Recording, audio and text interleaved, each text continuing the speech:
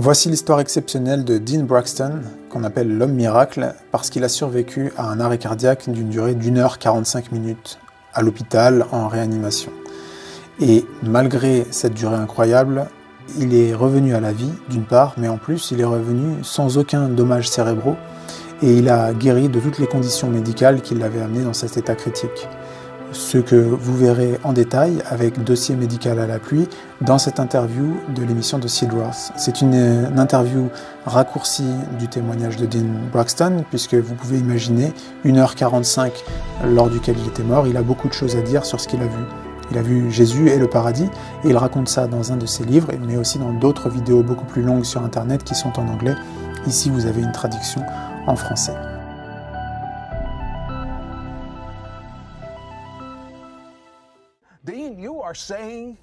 Dean, tu dis que ton cœur s'est arrêté de battre pendant 1h45 minutes et tu me parles aujourd'hui comme un homme sain? Oui, oui. Ok, revenons un peu dans le passé. Le 4 mai 2006, tout allait bien. Que s'est-il passé ce jour-là?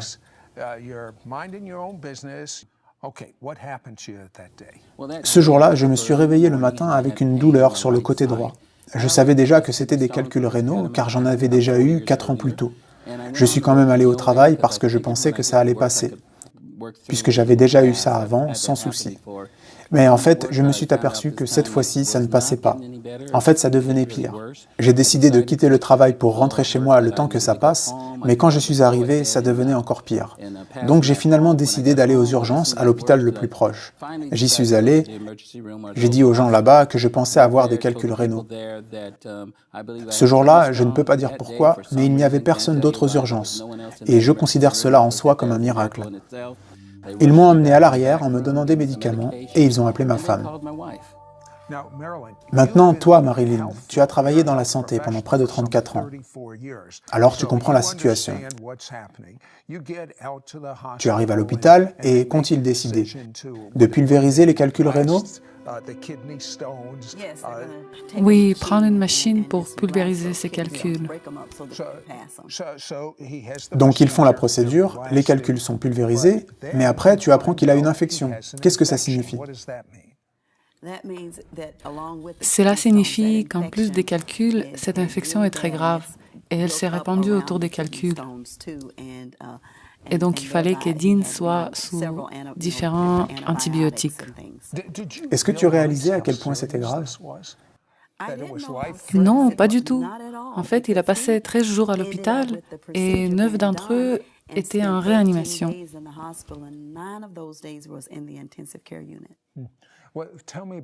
Raconte-moi le moment lorsque tu es sorti de l'hôpital et le docteur t'a appelé au téléphone. J'étais sortie, j'avais décidé de rentrer à la maison pour aller chercher des affaires et passer la nuit avec lui. Et j'étais seulement à 2 blocs de l'hôpital dans ma voiture quand le docteur m'a appelé et il m'a dit « Marlene, le cœur de ton mari s'est arrêté et au moment où l'on parle, ils sont en train d'essayer de le réanimer. » Je te ramène à ce moment. Il raccroche, maintenant tu sais. Que fais-tu? Oui, maintenant je sais à quel point c'est sérieux, mais je croyais que c'était un acte de Dieu. J'avais la foi, j'ai continué vers la maison, je n'ai pas fait demi-tour, mais j'ai appelé mon fils et ma fille. Tous les deux étaient réveillés et à l'université. Et j'ai appelé aussi des amis, et j'ai demandé à tout le monde de prier, juste de prier. Et quand je suis arrivée à la maison, une bonne amie à nous m'a amenée à l'hôpital.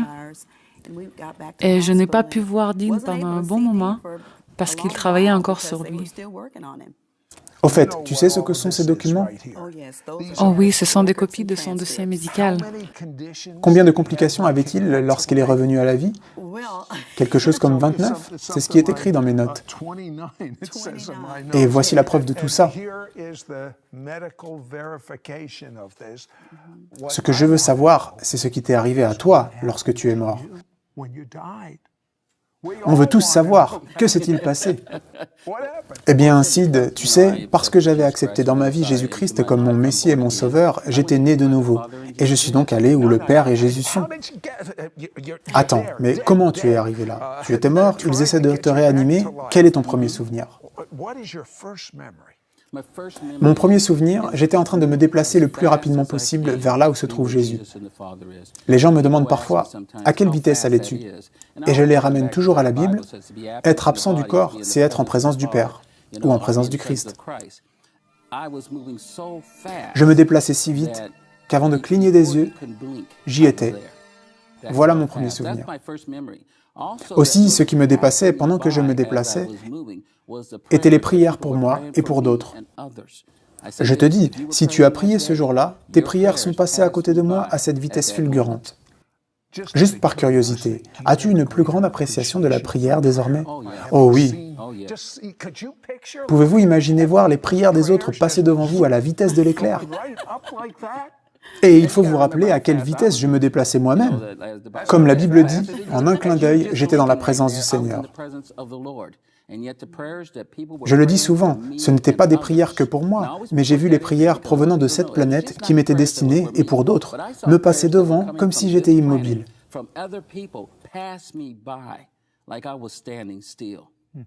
Juste par curiosité. Bien sûr, ta femme, tes enfants priaient pour toi. Est-ce que tu le savais sur le moment? Est-ce que tu l'as vu sur le moment? Oui, je le savais. Lorsque ces prières passaient devant moi, j'étais conscient de ce qu'elles étaient. Je savais littéralement ce qu'ils priaient. Ma femme priait pas seulement pour que je sois soigné, mais pour que je revienne vivant, que je ne meure pas. C'était ça, ces prières. C'était les prières de mes enfants, des membres de ma famille. Mais il y avait aussi des prières qui passaient devant moi, qui étaient des prières que des gens priaient pour les membres de leur famille. Et ils priaient les mêmes choses, pour une guérison ou pour qu'une situation change. Mais les prières qui m'ont vraiment marqué étaient les prières de ceux qui priaient pour que leurs proches connaissent et acceptent Jésus comme leur Seigneur et Sauveur. Tu es mort, mort, mort, et ce pendant 1h45. Tu quittes instantanément ton corps, tu es en présence du Seigneur, car tu l'as accepté comme ton Sauveur, et tu te retrouves au paradis. Qui est la première personne que tu as vue au paradis? Quand je suis arrivé là, je me suis trouvé aux pieds de Jésus, et je me souviens l'avoir regardé et lui dire « Tu as fait ça pour moi ?» Et tout ce que je pouvais faire était dire « Merci, merci, merci, merci, merci, merci ». Et à ce moment, j'ai pris conscience que la seule raison pour laquelle j'étais là, c'était par ce qu'avait fait Jésus-Christ. Ce n'était pas grâce à ce que j'avais fait moi, mais grâce à ce qu'il avait fait lui. Et ensuite, j'ai réalisé que même les œuvres que j'avais faites dans ma vie, même les œuvres que je fais ici présent, sont lui qui travaille à travers moi. Donc je ne pourrais même pas m'attribuer le crédit pour ces choses. Et tout ce que je pouvais faire était dire « Merci, merci, merci ». Je dis aux gens, c'était mon âme et mon esprit qui étaient là-haut, et tout en moi adorait Jésus. Et je dis aux gens, si je n'avais pas ouvert ma bouche pour l'adorer, tout en moi aurait continué à l'adorer. Je ne pouvais pas m'arrêter de le remercier. À quoi ressemblaient ses yeux? Oh, ses yeux. Vous savez, ils sont exactement comme les décrive la Bible, brillants de différentes couleurs. Mais ce qui m'a frappé dans ses yeux, c'est que j'ai littéralement vu l'amour qu'il avait pour moi, comme si j'étais la seule de ces créatures qu'il aimait. Sachant qu'il aime tout le monde aussi, qu'il aime tout le monde sur cette planète. Mais ce que j'ai compris, c'est que, à ses yeux, quand il me regarde, il m'aime comme si j'étais la seule création qu'il aimait. Les gens doivent comprendre ça. Parfois, on ne comprend pas la profondeur de son amour pour nous. Son amour qu'il a pour chacun d'entre nous est littéralement créé individuellement pour chaque personne. Maintenant, tu as vu des proches qui étaient décédés et qui sont arrivés au paradis. Qui était la première personne de tes proches que tu as vue? La première personne que j'ai vue était ma grand-mère Mary. Et je dois te dire, avant que cela n'arrive, je n'aurais pas pensé que c'était si important pour le Seigneur qu'on se retrouve en famille là-haut. Mais lorsque je suis arrivé là, Jésus était à ma gauche, à 11 heures environ. Et derrière lui se tenait ma grand-mère, Marie. Mais pas seulement, tous les membres de ma famille qui avaient accepté Jésus comme le Messie, comme Seigneur et Sauveur, ceux-là étaient là aussi. Et ce n'était pas seulement ceux que je connaissais, mais génération après génération après génération après génération de ceux qui avaient accepté Jésus-Christ comme Seigneur et Sauveur, qui ont contribué à faire cet homme ce que je suis sur cette planète actuellement. Ils étaient là pour m'accueillir au paradis. Je dis aux gens, vous aurez la plus grande réunion familiale que vous ne pouvez imaginer. Que t'a dit ta grand-mère? Ma grand-mère m'a dit deux choses. Une chose qu'elle m'a dit, et Jésus a dit la même chose, est que la vie sur terre n'est pas ma maison, que je ne fais que passer. Et c'est une chose que Jésus-Christ m'a demandé de transmettre. Vous ne faites que passer, vous ne resterez pas sur cette planète. La deuxième chose qu'elle a dit, et qui m'a impacté vraiment grandement, lorsque Jésus m'a dit de partir, elle m'a dit « Ramène le plus grand nombre d'entre nous que tu peux ». Je suis revenu avec cette compréhension de l'ampleur de l'importance de la famille pour Dieu. J'aurais dû savoir ça avant, mais j'avais accepté Jésus-Christ comme mon sauveur. J'étais le premier dans ma famille. J'ai 3 frères, un père et une mère, et le reste de ma famille, ils ne connaissaient pas Jésus-Christ quand je l'ai accepté comme mon sauveur. 10 ans plus tard, ma mère a accepté Jésus-Christ. Et donc, c'était seulement moi et elle qui étaient ce qu'on peut qualifier de chrétiens à cette époque. Le reste ne l'était pas. Et je me retrouvais séparé du reste de ma famille, pas seulement sur le plan spirituel, mais aussi physiquement, car j'avais déménagé à Seattle alors que tous vivaient en Californie, et j'avais très peu de contact avec eux. Et voilà ma grand-mère qui me dit « Ramène le plus grand nombre d'entre nous que tu peux ». Et j'ai une connaissance renouvelée de l'importance de m'assurer que ma famille connaît Jésus-Christ. Je crois vraiment que chacun d'entre nous, qui sommes nés de nouveau, si on se tournait ne serait-ce que vers notre famille et qu'on témoignait à eux, on évangéliserait plus de personnes qu'on ne peut l'imaginer. As-tu convaincu plus de membres de ta famille depuis? Oui, j'ai parlé à mes frères. Mon père a accepté Jésus-Christ il y a 1 an et demi environ. Il a 78 ans maintenant. Il a fait cet engagement. Il dit qu'il est croyant maintenant. Tu sais quelle joie ça m'apporte? Mais quelle joie ça apporte au Seigneur? Oh, quelle joie ça apporte au Seigneur! J'étais là lorsque des personnes naissaient de nouveau. J'étais là lorsque des gens sur terre acceptaient Jésus-Christ comme leur Seigneur et Sauveur. Que se passe-t-il au paradis lorsqu'une personne sur terre accepte Jésus-Christ? Lorsque j'y étais, ce qui s'est passé, littéralement, c'est que leur nom fut chanté d'une extrémité à l'autre du paradis. Une des choses que tu as dit était que tu étais choqué sur qui était au paradis et qui n'y était pas. Tu avais ta propre opinion, mais Dieu en avait une autre.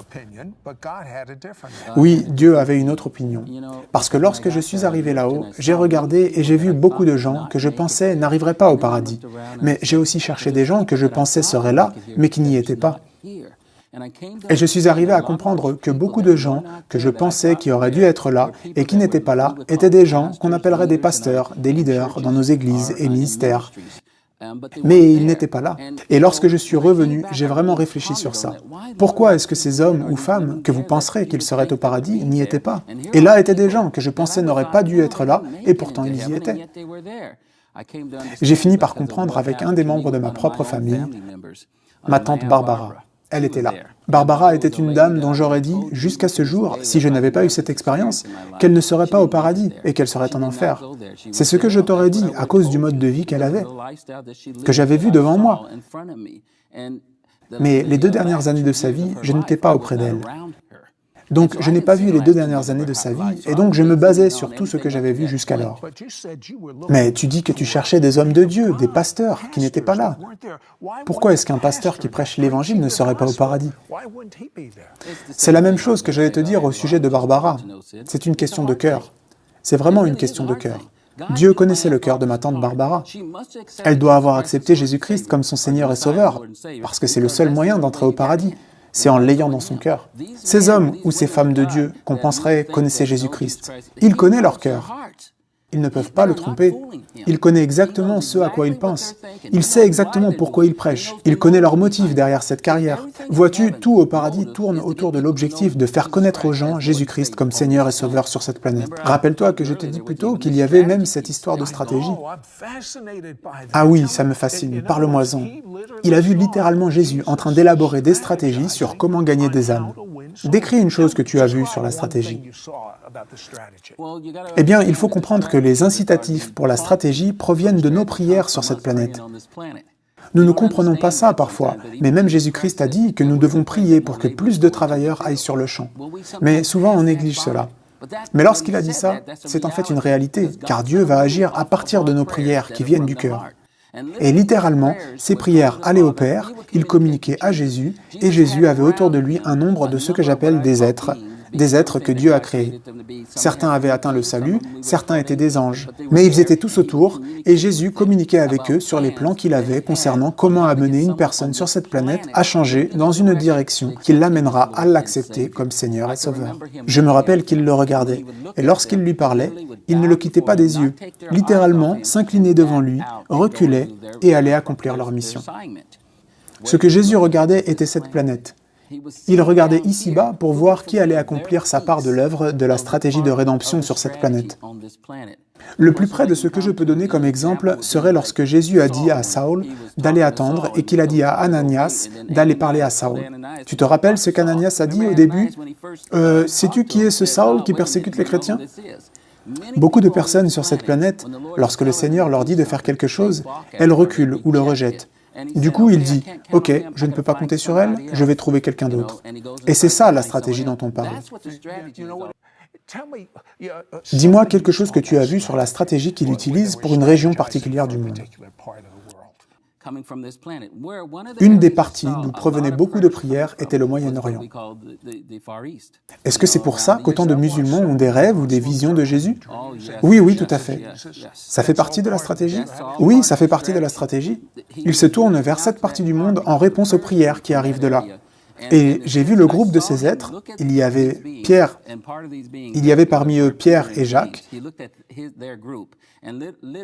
et littéralement, plusieurs anges ont quitté ce groupe pour aller vers cette partie de la planète. Parle-moi de l'adoration. Oh, l'adoration. Tu sais, il y a tant à dire. Tout là-haut tournait autour de l'adoration du Seigneur. Et la vraie adoration, c'est faire la volonté du Père. Chaque fois que tu fais la volonté du Père, tu l'adores. Quand j'étais là, j'ai vu un moment ce que j'appelle l'adoration devant le trône de Dieu. Toutes les créations de Dieu, littéralement, étaient en train de chanter des prières et des louanges de manière individuelle. Ce n'était pas une adoration collective. C'était comme si toi, tu louais le Seigneur individuellement, moi, je louais le Seigneur individuellement, et ça ne créait pas d'interférence. Quel a été le plus grand impact sur toi d'avoir été au paradis ? Le plus grand impact que ça a eu a été de voir l'amour que le Père a pour nous. Lors de ces louanges, je l'ai vu littéralement répondre individuellement à chacune des créatures. Je dis maintenant que lorsqu'on le prie, il chante littéralement vers nous. Quand on parle de sa gloire, ce qu'on expérimente, c'est son chant. Ceci m'a changé, car j'ai compris à quel point le Père nous aime. Tu sais, la Bible dit « Dieu a tant aimé le monde qu'il a donné son Fils unique ». Eh bien oui, c'est la réalité. Il nous aime à ce point. Ok, j'ai toutes ces pages ici, des conditions médicales qui ont été guéries. Ta femme me dit que l'hôpital t'appelle l'homme miracle et tu as été guéri de 29 conditions.